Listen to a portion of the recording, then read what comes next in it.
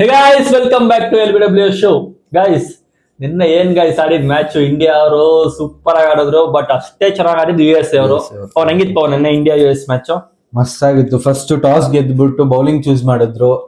And then ಒಬ್ಬೊಬ್ರಿಗೂ ಒಂದೊಂದು plants ಇಟ್ಕೊಂಡ್ ಬಂದ್ರು. ಸುಮ್ಮನೆ ಬಂದಿಲ್ಲ, ಬ್ಲಾಂಕ್ ಮೈಂಡ್ ಅಲ್ಲಿ ಬಂದಿಲ್ಲ, ಪ್ಲಾನ್ಸ್ ಇಟ್ಕೊಂಡ್ ಬಂದ್ರು. ಇನ್ನೊಂದ್ ಹೇಳ್ಬೇಕಂದ್ರೆ ಬರೀ ಪ್ಲೇಯರ್ಸ್ ಅಂತಲ್ಲ, ಅವ್ರ ಮ್ಯಾನೇಜ್ಮೆಂಟ್ ಅವ್ರದ್ದು ಸಪೋರ್ಟ್ ಸ್ಟಾಫ್ ಕೂಡ ತುಂಬಾ ವರ್ಕ್ ಮಾಡಿದ್ರು. ಒಂದೊಂದು ವಿಕೆಟ್ ಹೋಗ್ಬೇಕಾದ್ರೂ ಅವ್ರು ಸೆಲೆಬ್ರೇಟ್ ಮಾಡ್ತಿದ್ರು ಜಾಸ್ತಿ. ಏನೋ ಮನೇಲಿ ಕುತ್ಕೊಂಡು ಪ್ಲಾನ್ ಹಾಕೊಂಡ್ ಬಂದಿರೋ ತರ ಒಬ್ಬೊಬ್ರಿಗೂ ಅವ್ರು ಸೆಲೆಬ್ರೇಟ್ ಮಾಡ್ತಿದ್ರು. ಸಖತ್ತಾಗಿ ಪ್ಲಾನ್ ಮಾಡ್ಕೊಂಡ್ ಬಂದಿದ್ ಮಾತ್ರ ಹಂಗೆ ಎಕ್ಸಿಕ್ಯೂಟ್ ಕೂಡ ಮಾಡಿದ್ರು.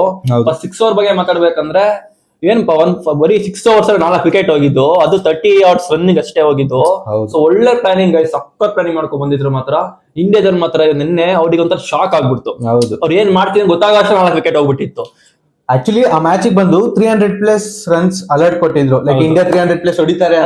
ಬ್ಯಾಟಿಂಗ್ ಪಿಚ್ ಬೇರೆ ಅದು. ಹೌದು. ಸೊ ಬಟ್ ಅಲ್ಲ, ನಿನ್ನೆ ಬಂದು ವ್ಯಾನ್ಕಡೆ ಪಿಚ್ ತರ ಇರ್ಲಿಲ್ಲ, ಡಿಫ್ರೆಂಟ್ ಆಗಿತ್ತು. ಏನೋ ಇಲ್ಲ, ನನಗೆ ಬಾಲ್ ಒಂಥರ ನಿಂತು ಬರ್ತಿತ್ತು, ಒಂಥರ ಆಯ್ತು. ಏನೋ ಪ್ರಾಪರ್ ವ್ಯಾನ್ಕಡೆ ಬ್ಯಾಟಿಂಗ್.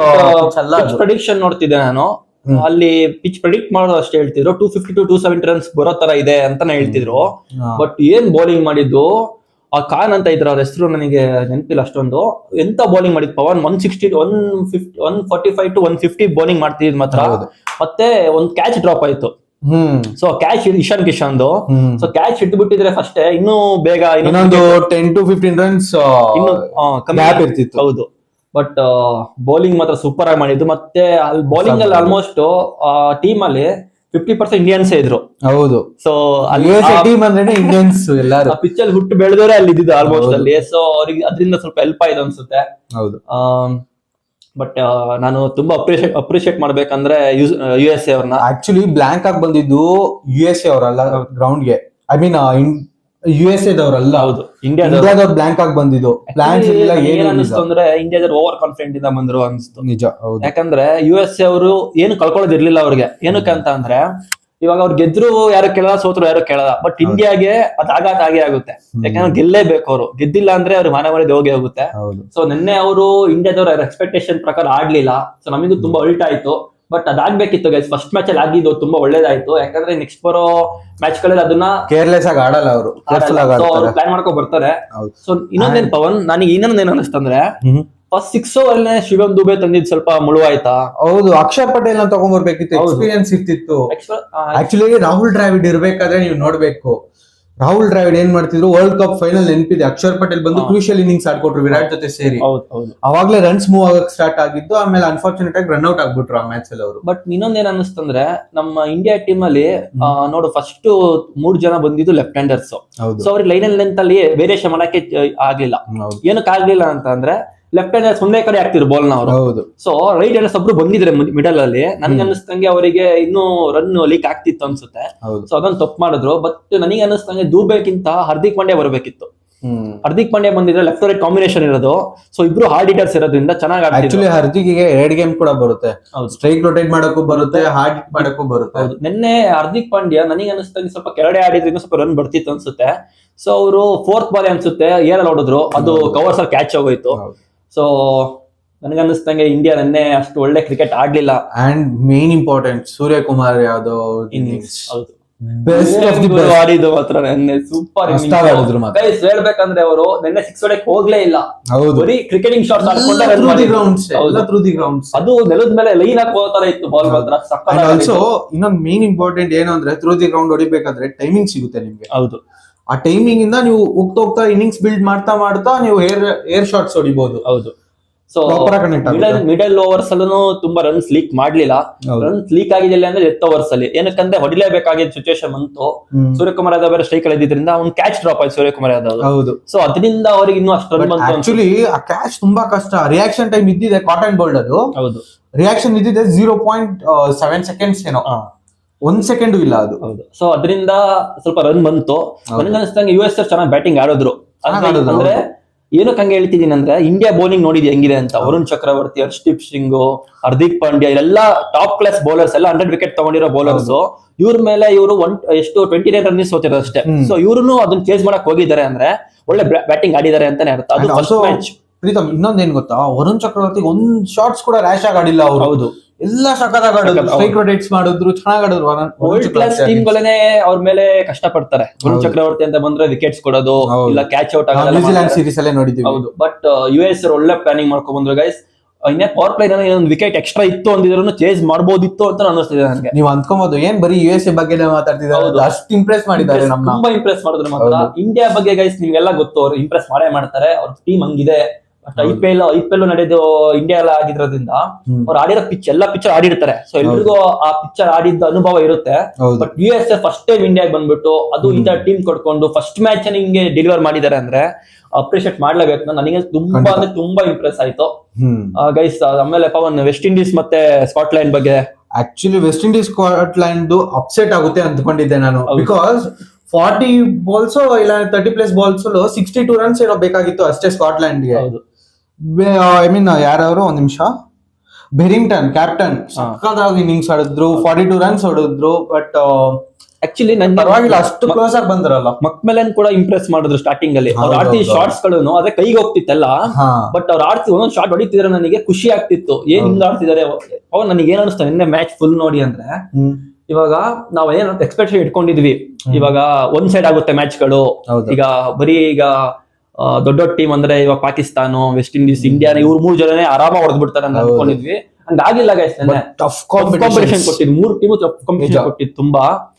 ನನಗೆ ಏನ್ ಅನ್ನಿಸ್ತು ಅಂದ್ರೆ, ಯಾವ ಟೀಮ್ ನಾವು ಈ ವರ್ಲ್ಡ್ ಕಪ್ ಅಲ್ಲಿ ನಾವು ಲೈಟ್ ತಗೊಳಕ್ ಆಗಲ್ಲ.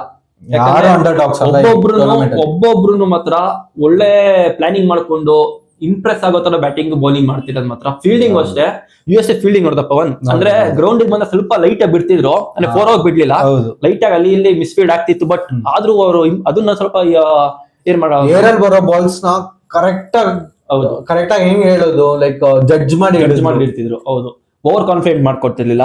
ಆಮೇಲೆ ಬಾಡಿ ಲ್ಯಾಂಗ್ವೇಜ್ ನೋಡ್ತಿದ್ರೆ ನನಗೆ ಅವ್ರ ಕಾನ್ಫಿಡೆಂಟ್ ತುಂಬಾ ಕಾಣಿಸ್ತಿತ್ತು. ಅವ್ರ ಬಾಡಿ ಓವರ್ ಕಾನ್ಫಿಡೆಂಟ್ ಅಲ್ಲ, ಕಾನ್ಫಿಡೆಂಟ್ ಕಾಣಿಸ್ತಿತ್ತು ಅವ್ರ ಬಾಡಿ ಲ್ಯಾಂಗ್ವೇಜ್. ಸೊ ಪವನ್, ಏನ್ ಅನಿಸ್ತು ನಿಮ್ಗೆ ವೆಸ್ಟ್ ಇಂಡೀಸ್ ಮತ್ತೆ ಸ್ಕಾಟ್ಲೆಂಡ್? ಆಕ್ಚುಲಿ ಮ್ಯಾಚ್ ಗೇಮ್ ಎಲ್ಲಿ ಚೇಂಜ್ ಆಗಿದ್ದು ಅಂದ್ರೆ ಹಿಟ್ ಮೇರ್ ಕ್ಯಾಚ್. ಹೌದು, ನಾನು ಬಾಲ್ ಹಾರ್ತಿದೆ ಹಂಗೆ, ನಾನು ಬೌಂಡ್ರಿ ಫ್ಲಾಟ್ ಸಿಕ್ಸ್ ಹೋಗ್ಬಿಡುತ್ತೆ ಅಂದ್ಕೊಂಡೆ, ಹೆಂಗ್ ಬಂದ್ರು ಅಂತ ಗೊತ್ತಿಲ್ಲ. ಸಿಂಗಲ್ ಹ್ಯಾಂಡ್ ಸಕ್ಕದ ಕ್ಯಾಚ್. ಜೊತೆಲಿ ಇನ್ನೊಂದು ಹೇಳ್ಬೇಕಂದ್ರೆ ನಮ್ಮ RCB ರೊಮಾರಿಯೋ ಸಫರ್ಡ್ ಕೂಡ ಒಳ್ಳೆ ಹ್ಯಾಟ್ರಿಕ್ ತಗೊಂಡಿದ್ದು. ಅದು ಫಸ್ಟ್ ಮ್ಯಾಚ್ ಅಲ್ಲಿ ತಗೊಂಡು ತುಂಬಾ ಇಂಪ್ರೆಸ್ ಆಯ್ತು ನನಗೆ. ಹೌದು, ಆಕ್ಚುಲಿ 3 ಓವರ್ 5 ವಿಕೆಟ್ 20 ರನ್, ಬರೀ 20 ರನ್. ಒಳ್ಳೆ ಬೌಲಿಂಗ್ ಮಾಡಿದ್ರು ರೊಮಾರಿಯೋ ಸಫರ್ಡ್. ಅವ್ರ ಕಡೆ ತುಂಬಾ ಅಂದ್ರೆ ಅವಾಗ ನೋಡ್ತಿದ್ವಿ ವೆಸ್ಟ್ ಇಂಡೀಸ್ ನಾವು, ಬ್ರಾವೋ, ಆಮೇಲೆ ಪೊಲಾರ್ಡ್, ಕ್ರಿಸ್ ಗೇಲ್ ಅಂತ ಬೌಲರ್ಸ್ ಯಾರು ಇಲ್ಲ ಅಂದ್ರೂ ಇವ್ರು ಇರೋ ಬೌಲಿಂಗ್ ಅಲ್ಲೇನೆ ಇಷ್ಟು ಚೆನ್ನಾಗಿ ಆಡ್ಕೊಂಡ್ಬಂದು ನಮ್ಗೆ ತುಂಬಾ ಇಂಪ್ರೆಸ್ ಆಯ್ತು. ಮತ್ತೆ ವೆಸ್ಟ್ ಇಂಡೀಸ್ ಇವಾಗ ಏನಂತಾರಪ್ಪ ಅನ್ನೋದು ಅಂದ್ರೆ ರೀಬಿಲ್ಡಿಂಗ್ ಪೇಸ್ ಅವ್ರದ್ದು. ಹೌದು, ಸೊ ಹೊಸ ಪ್ಲೇಯರ್ಸ್ ನ ತಗೊಂಡ್ ಬಂದು ಟೆಸ್ಟ್ ಮಾಡಿ ವರ್ಲ್ಡ್ ಕಪ್ ಬಂದಿರೋದು. ಆಲ್ಸೋ ನೆನ್ಪಿಟ್ಕೊಳ್ಳಿ, ನಿಕೋಲಸ್ ಪುರಾನ್ ಇಲ್ಲ, ರಿಟೈರ್ಮೆಂಟ್ ಕೊಟ್ಬಿಟ್ಟವ್ರೆ. ಹೌದು, ಅವ್ರಿಗೆ ಏಜ್ ಆಗಿಲ್ಲ, ರಿಟೈರ್ಮೆಂಟ್ ಕೊಟ್ಟಿದ್ದಾರೆ. ಅಂದ್ರೆ ಅವರು ನಾವು ಬರೀ ಫ್ರಾಂಚೈಸಿ ಕ್ರಿಕೆಟ್ ಫೋಕಸ್ ಮಾಡ್ತಿದ್ದಾರೆ. ಸೊ ನಿನ್ನೆ ತುಂಬಾ ಇಂಪ್ರೆಸ್ ಮಾಡಿದ್ದು ವೆಸ್ಟ್ ಇಂಡೀಸ್ ಅವರು. ಮತ್ತೆ ಸ್ಕಾಟ್ಲೆಂಡ್ ಕೂಡ ತುಂಬಾ ಒಳ್ಳೆ ಕ್ರಿಕೆಟ್ ಆಡಿದ್ದು. ಸೊ ಪಾಕಿಸ್ತಾನ್ ಮತ್ತೆ ನೆದರ್ಲ್ಯಾಂಡ್ ಬಗ್ಗೆ ಮಾತಾಡ್ಬೇಕಂದ್ರೆ ನನಗೆ ಮಾತಾಡಕ್ ಆಗ್ತಿಲ್ಲ ಗೈಸ್. ಏನಕ್ಕೆ ಅಂತಂದ್ರೆ ಪಾಕಿಸ್ತಾನ್ ಲಿಟ್ರಲಿ ನಿನ್ನೆ ಆಡಿದ್ದು ಟೆಸ್ಟ್ ಇನ್ನಿಂಗ್ಸ್. ಪ್ರತಿಯೊಬ್ರು ಅಷ್ಟೇ, ನಾನು ಅನ್ಕೊಂಡೆ ಯಾವ್ದಕ್ಕೂ ಗೆಲ್ಲಲ್ಲ ಅಂತ. ಯಾಕಂದ್ರೆ ನೆದರ್ಲ್ಯಾಂಡ್ ಅಷ್ಟು ಒಳ್ಳೆ ಕ್ರಿಕೆಟ್ ಆಡಿದ್ದು, ಬಟ್ ಅದು 1 over 19th over match change ಮಾಡ್ಬಿಡ್ತು. ಮತ್ತೆ ಬೌಲಿಂಗ್ ಬರ್ಬೇಕಂದ್ರೆ ಅಯ್ಯೂಬ್ ಒಳ್ಳೆ ಬೌಲಿಂಗ್ ಮಾಡಿ 3 ರನ್ ಕನ್ಸಿಡ್ ಮಾಡಿದ್ರು. ಸೊ ಒಳ್ಳೆ ಬೌಲಿಂಗ್ ಮಾಡಿದ್ರು. ಬಟ್ ನೆದರ್ಲ್ಯಾಂಡ್ ಮಾತ್ರ ಸಕ್ಕದಾಗಿ ಆಡ್ತಿದ್ರು. ಅಂಡ್ ಆಲ್ಸೋ ಇನ್ನೊಂದೇನು ಅಂದ್ರೆ ಕ್ಯಾಚ್ ಮಿಸ್ ಮಾಡಿದ್ರು. ಹೌದು, ತುಂಬಾ ದೊಡ್ಡ ತಪ್ಪು ಮಾಡ್ಬಿಟ್ರು. ಹೌದು, ಅಶ್ರಫ್ ಅಲ್ವಾ, ಅಶ್ರಫ್ ಅವ್ರದ್ದು ಕ್ಯಾಚ್ ಮಿಸ್ ಆಯ್ತು. ಅದಿಲ್ಲ ಅಂದ್ರೆ ಪಕ್ಕ ಗೆದ್ದಿರೋ ಗೈಸ್. ಯಾಕಂದ್ರೆ ಪ್ರತಿಯೊಬ್ರು ಟೆಸ್ಟ್ ಆಡ್ತಿದ್ರು ಅಲ್ಲಿ ಹೋಗ್ಬಿಟ್ಟು. ಸೊ ಅವರೊಬ್ರು ಮಾತ್ರ ಬಂದು ಆಡಿದ್ ಚೆನ್ನಾಗಿ ಅಲ್ಲಿ. ಬಾಬರ್ ಅಜಮ್ ಗೈಸ್ ನಾವು ಏನೋ ಹೋಪ್ ಇಟ್ಕೊಂಡಿದ್ವಿ, ಚೆನ್ನಾಗಿ ಆಡ್ಬೋದು ಅಂತ. ಅದು ಡಮ್ಮಿ ಅಂತ ಹೇಳಕ್ ಆಗಲ್ಲ, ಒಳ್ಳೆ ಟೀಮ್ ಏನೆ. ಬಟ್ ಆಕ್ಚುಲಿ ಅಂಡರ್ ಡಾಗ್ಸ್ ಅಂತಾರೆ ಅವರು. ಆ ಟೀಮ್ ಮೇಲೆ ಟೆಸ್ಟ್ ಇನ್ನಿಂಗ್ಸ್ ಆಡಿದ್ ಸ್ವಲ್ಪ 18 ಬಾಲ್ 15 ರನ್ಸ್, ಬರೀ ಎಷ್ಟು 83 ಸ್ಟ್ರೈಕ್ ರೇಟ್ ಅಲ್ಲಿ ಏನೋ ಆಡಿದ್ದಾರೆ. ಅದು ನೆದರ್ಲ್ಯಾಂಡ್ ಪರವಾಗಿಲ್ಲ, ಎಷ್ಟೊಂದು ಚೆನ್ನಾಗಿ ರನ್ಸ್ ಬಂದು. ನನಗೆ ಏನ್ ಅನಿಸ್ತು ಗೊತ್ತಾ, ನಿನ್ನೆ ಲಕ್ ಮ್ಯಾಟರ್ ಆಯ್ತು ಅನ್ಸುತ್ತೆ. ಯಾಕಂದ್ರೆ ಏನಕ್ಕೆ ಹಿಂಗ್ ಹೇಳ್ತಿದೀನಿ ಅಂದ್ರೆ, ಒಂದೊಂದು ಕ್ಯಾಚ್ಗಳು ಮ್ಯಾಚ್ ಟರ್ನ್ ಮಾಡಿದ್ದು. ಸೊ ವೆಸ್ಟ್ ಇಂಡೀಸ್ ಮತ್ತೆ ಸ್ಕಾಟ್ಲೆಂಡ್ ತಗೊಂಡು ಒಂದು ಕ್ಯಾಚ್ ಮ್ಯಾಚ್ ಟರ್ನ್ ಮಾಡ್ತು. ನೆದರ್ಲ್ಯಾಂಡ್ ಮತ್ತೆ ಪಾಕಿಸ್ತಾನ ಒಂದು ಕ್ಯಾಚ್ ಟರ್ನ್ ಮಾಡ್ತು. ಸೊ ಈ ತರ ಒಂದೊಂದು ಕ್ಯಾಚ್ ಗಳು ಎಷ್ಟು ಇಂಪಾರ್ಟೆಂಟ್ ಆಗುತ್ತೆ ಕ್ಯಾಚ್ ಗಳು. ಆಕ್ಚುಲಿ ಒಂದು ಸೇಯಿಂಗ್ ಇದೆ, ಕ್ಯಾಚಸ್ ವಿನ್ಸ್ ಯು ಮ್ಯಾಚಸ್ ಅಂತ. ಹೌದು, ನಿನ್ನೆ ಗೈಸ್ ತುಂಬಾ ಇಂಪ್ರೆಸ್ ಮಾಡಿ. ಫಸ್ಟೇ ನಿನ್ನೆ ಆಗಿದ್ದು ನಾನು ಆಕ್ಚುಲಿ ಪವನ್ ನಾ ಅನ್ಕೊಂಡಿದ್ದೆ ದಿನಕ್ಕೆ ಒಂದೇ ಮ್ಯಾಚ್ ಇರುತ್ತೆ ಅನ್ಕೊಂಡಿದ್ದೆ, ಬಟ್ ಆಮೇಲೆ ಗೊತ್ತಾಯ್ತು ನನಗೆ ಇಲ್ಲ ಪ್ಲೇ ಆಫ್ಸ್ ವರ್ಗು ಮಾತ್ರ ದಿನಕ್ಕೆ 3 ಮ್ಯಾಚ್ ಇರುತ್ತೆ, ಪ್ಲೇ ಆಫ್ಸ್ ಆದ್ಮೇಲೆ ದಿನಕ್ಕೆ ಒಂದೇ ಮ್ಯಾಚ್ ಇರುತ್ತೆ ಅಂತ. ಸೊ ಪವನ್ ನನಗೆ ಅನಿಸ್ತಂಗೆ ಫಸ್ಟ್ ಗ್ರೂಪ್ ಎ ಅಲ್ಲಿ ಪಾಕಿಸ್ತಾನ್ ಇದೆ, USA ಇದೆ, ಇಂಡಿಯಾ ಇದೆ, ನಮಿಬಿಯಾ ಇದೆ, ಮತ್ತೆ ಸ್ಕಾಟ್ಲೆಂಡ್ ಅನ್ಸುತ್ತೆ. ಸ್ಕಾಟ್ಲೆಂಡ್ ಅಲ್ಲ, ಇನ್ನೊಂದು ಯಾವ್ದೋ ಟೀಮ್ ಇದೆ. ಓಕೆ ಬಿಡು, ನನಗೆ ಅನಿಸ್ತಂಗೆ ಪಾಕಿಸ್ತಾನಕ್ಕಿಂತ USA ಟಾಪ್ 2 ಬರೋ ಚಾನ್ಸಸ್ ತುಂಬಾ ಇದೆ. ಹೌದು, ಇಂಡಿಯಾ ಮತ್ತೆ USA. ಹೌದು, ಏನಕ್ಕೆ ಅಂತಂದ್ರೆ ಗೈಸ್, ಪಾಕಿಸ್ತಾನ್ ತುಂಬಾ ವರ್ಸ್ಟ್ ಕ್ರಿಕೆಟ್ ಆಡ್ತಿರೋದು. ಸೊ ಟೆಸ್ಟ್ ಆಡ್ತಿದ್ದಾರೆ ಆಕ್ಚುಲಿ T20 ಬಂದ್ಬಿಟ್ಟು, ಬಟ್ USA ಅವ್ರ ಬೌಲಿಂಗ್ ಇಂದ ಮಾಡಿಲ್ಲ, ಅವ್ರ ಫೀಲ್ಡಿಂಗ್ ನೋಡ್ತಿದ್ರೆ ನನ್ಗೆ ಪಕ್ಕ ಅವರು ಪ್ಲೇಯರ್ಸ್ ಬರ್ತಾರೆ ಅನಿಸ್ತಿದೆ. ಆಲ್ಸೋ ಅಭಿಷೇಕ್ ಶರ್ಮಾ ಏನ್ ಪ್ಲಾನ್ ಮಾಡಿದ್ರು ಅಂದ್ರೆ, ಅವರು ಒಬ್ಬೊಬ್ರು ಏನ್ ಮಾಡ್ತಾರೆ ಗೊತ್ತಾ, ವೈಡ್ ಆಗಿ ಹಾಕಿದ್ರೆ ಬಾಲ್ ಬಿಟ್ಬಿಡ್ತಾರೆ, ಬಟ್ ಆ ಫೀಲ್ಡ್ ಸೆಟ್ ಡೀಪ್ ಕವರ್ಸ್ ಅಲ್ಲಿ ನಿಲ್ಸಿ ವೈಡ್ ಆಗಿ ಹಾಕಿದ್ರು. ಅವ್ರ ಬಾಲ್ ಸ್ಲಾಶ್ ಮಾಡಿದ ತಕ್ಷಣ ಸರಿ ಆಯ್ತು, ಯಾರು ಹಿಡಿಯಲ್ಲ, ಫೀಲ್ಡರ್ಸ್ ಇದ್ರು ಹಿಡಿಯಕ್ ಆಗಲ್ಲ, ಅಂದ್ರೆ 6 ಹೋಗ್ಬಿಡುತ್ತೆ ಅನ್ಕೊಂಡೆ, ಬಟ್ ಒಳ್ಳೆ ಕ್ಯಾಚ್ ಹಿಡಿದ್ರು ಡೀಪ್ ಅಲ್ಲಿ, ತುಂಬಾ ಒಳ್ಳೆ ಕ್ಯಾಚ್ ಹಿಡಿದಿದ್ದು. ಬಾಲ್ ಕೂಡ ತುಂಬಾ ಸ್ಪೀಡ್ ಆಗಿ ಹೋಗ್ತಿತ್ತು. ಹೌದು, ಬೇರೆ ಟೀಮ್ ಎಲ್ಲ ಆಗಿದ್ರೆ ಬಿಟ್ಬಿಡೋ ಅನ್ಸುತ್ತೆ ಕ್ಯಾಚ್ ನ, ಒಳ್ಳೆ ಫೀಲ್ಡರ್ಸ್ ಮಾತ್ರ ಹಿಡಿಯಕ್ ಆಗ್ತಿದೆ. ಬೇರೆ ಟೀಮ್ ಅಂದ್ರೆ ಪಾಕಿಸ್ತಾನ ಬಗ್ಗೆ ಮಾತಾಡ್ತಾರೆ. ಹೌದು, ಪಾಕಿಸ್ತಾನ್ ಗೊತ್ತಲ್ಲ ನಿಮಗೆ ಅವ್ರ ಫೀಲ್ಡಿಂಗ್ ಬಗ್ಗೆ, ಅವ್ರ ಫೀಲ್ಡಿಂಗ್ ಯಾರು ಮ್ಯಾಚ್ ಮಾಡಕ್ ಆಗಲ್ಲ ಗೈಸ್. ಸೊ ಒಳ್ಳೆ ಕ್ಯಾಚ್ ಇಟ್ಬಿಟ್ಟು ಇಂಪ್ರೆಸ್ ಮಾಡಿದ್ US. ನಿನ್ನೆ ಆಗಿದ್ದು 3 ಮ್ಯಾಚ್ ಅಲ್ಲಿ 6 ಟೀಮ್ಸ್ ಅಲ್ಲಿ ನಂಗೆ ಇಂಪ್ರೆಸ್ ಮಾಡಿದೆ USA ಟೀಮ್.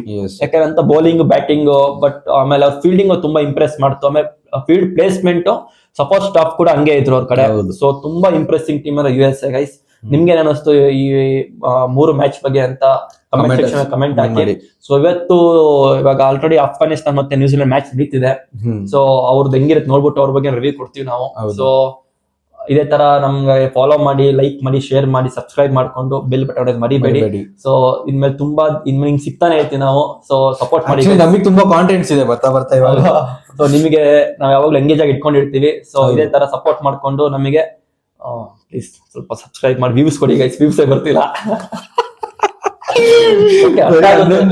ಬರ್ತಿದೆ. ಸ್ಟಾರ್ಟಿಂಗ್ ಎಲ್ಲ ಏನ್ ಮಾಡಕ್ ಆಗಲ್ಲ, ಸ್ಟಾರ್ಟಿಂಗ್ ಒಂದೊಂದು ರೈಸ್ ಆಯ್ತು. ನಾವು ಹೋಗ್ಬಿಟ್ಟಿಲ್ಲ, ಈ ವಿಡಿಯೋ ಮಾಡ್ತಾನೆ ಇರ್ಲಿಲ್ಲ. ನಮಗೆ ಗೊತ್ತು ಸಪೋರ್ಟ್ ಮಾಡ್ತೀರಾ ಅಂತ, ಬಟ್ ರೀಚ್ ಆಗ್ತಿಲ್ಲ ಅಲ್ಲಿ ಗಂಟ, ಬಟ್ ರೀಚ್ ಮಾಡಿಸ್ತೀವಿ, ನಮ್ ಕೈಯಲ್ಲಿ ನಾವು ಟ್ರೈ ಮಾಡ್ತೀವಿ. ಹೌದು. ಸೊ ಇಷ್ಟ ಹೇಳ್ತಾ ಇವತ್ತು ಮ್ಯಾಚ್ ಮುಗಿಸ್ತಾ ಇದೀವಿ. Bye bye guys, see you in the next video.